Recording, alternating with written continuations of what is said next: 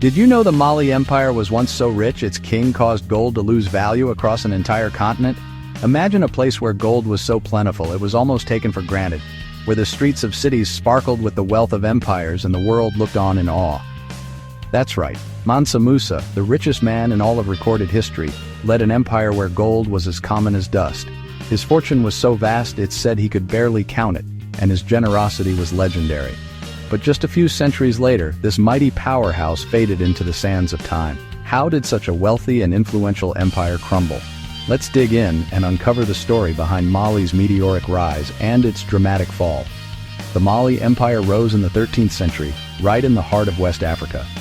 Its strategic location meant that trade routes, especially for gold and salt, ran straight through Mali's lands, connecting the riches of Africa to the Mediterranean and beyond. Cities like Timbuktu and Gao were like medieval Las Vegas, buzzing with wealth, scholars, music, and markets. These cities became centers of learning, attracting thinkers, poets, and traders from across Africa and the Middle East. Mansa Musa's famous pilgrimage to Mecca in 1324 put Mali on every map, literally and figuratively. His caravan stretched as far as the eye could see, with thousands of attendants and camels loaded with gold. He handed out so much gold in Cairo that the local economy crashed. Gold lost its value for years, and stories of his generosity spread across continents, making Mali a household name in distant lands. But here's where things start to turn. Even the greatest empires face challenges, and Mali was no exception. After Mansa Musa died, his successors just weren't as mighty or wise. The unity that had held the empire together began to unravel, and the royal court was plagued by uncertainty and rivalry.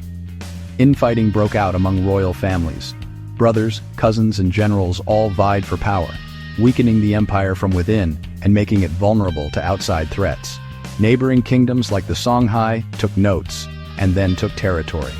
As Mali's grip loosened, its rivals grew bolder, launching attacks and seizing valuable lands.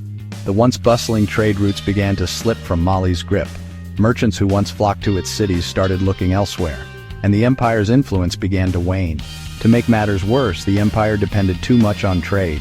When the flow of goods slowed, so did the wealth and prosperity that had fueled Mali's golden age. When new sea routes opened up, European merchants started bypassing Africa's mighty empires altogether. The world was changing, and Mali struggled to keep up as global trade shifted to the coasts. Less gold flowed in, and the empire's power shrank. The dazzling wealth that once defined Mali began to slip away, almost as quickly as it had appeared.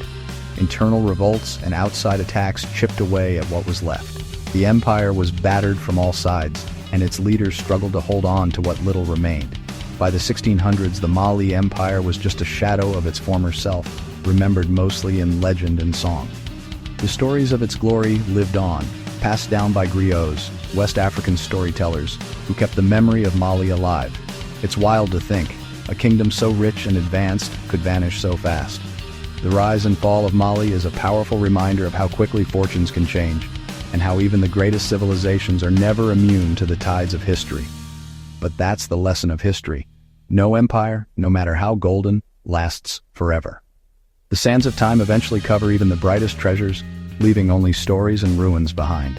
If you want more stories like this, make sure to hit that subscribe button and stick around for the next deep dive. There's a whole world of forgotten kingdoms and lost riches waiting to be explored together.